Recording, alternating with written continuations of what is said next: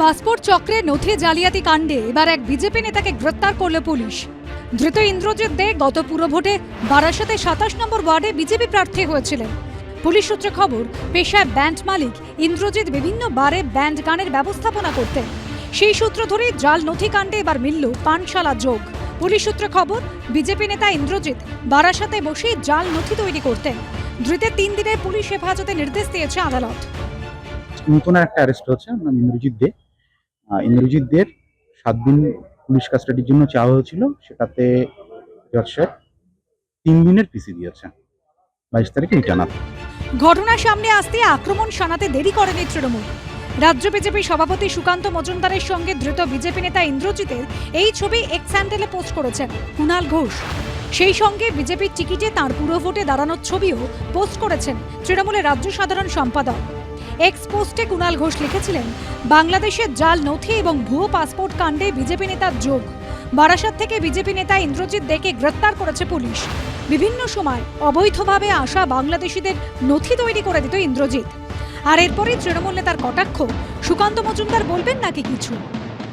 উনি খালি 22 সালে দাঁড়াননি, উনি দীর্ঘদিন ধরে বিজেপি করেন। উনি কিন্তু এর আগে 15 সালেও দাঁড়িয়েছেন। মানে দলের একদম ভরসায় ভরপুর একজন বিজেপির ক্যান্ডিডেট, যিনি এলাকাতে এই ধরনের নোংরামোগুলো চালিয়ে এসছেন এতদিন ধরে।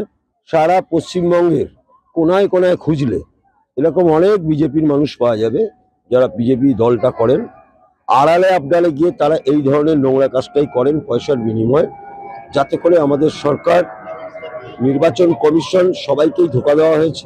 লক্ষ লক্ষ ভারতীয় জনতা পার্টির কর্মীর মধ্যে কে কোথায় কি কাজ করছেন এটা কারোর পক্ষে জানা সম্ভব নয়। তবে এই মুহূর্তে তিনি দলের কোনো সক্রিয় সদস্যও নন বা তিনি সক্রিয়ভাবে ভারতীয় জনতা পার্টির কোনো কর্মকাণ্ডের মধ্যে থাকেন না। এটা শাসক দলের চক্রান্ত কিনা বা তাকে ফাঁসানো হয়েছে কিনা সেটাও আমাদের খোঁজখবর নিতে হবে। তবে দল এই ধরনের কর্মকাণ্ডকে সমর্থন করে না। আমরা তদন্ত করে দেখব, যদি তিনি এই ঘটনার সঙ্গে যুক্ত থাকেন তাহলে তার বিরুদ্ধে আমরা ব্যবস্থা নেব।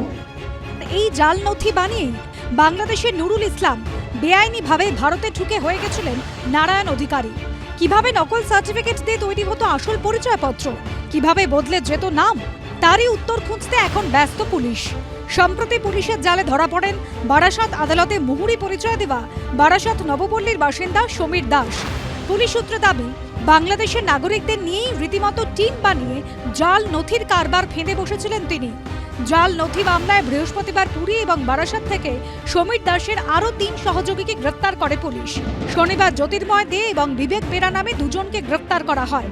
জ্যোতির্ময় দে বাংলাদেশের খুলনা জেলার মাগুরার বাসিন্দা, থাকতেন বারাসাতে নবপল্লীতে। অপধৃত বিবেক বেরার বাড়ি পশ্চিম মেদিনীপুরের পিংলায়। এই নিয়ে জাল নথি কাণ্ডে সমীর দাস সহ 9 জনকে গ্রেপ্তার করা হয়েছে। পুলিশ সূত্রে খবর, তাদের মধ্যে 7 জনই বাংলাদেশি। সমীরণ পাল, কৌশিক গাঁতাইত এবং অর্ণব মুখোপাধ্যায়ের রিপোর্ট, এবিপি আনন্দ, উত্তর 24 পরগনা।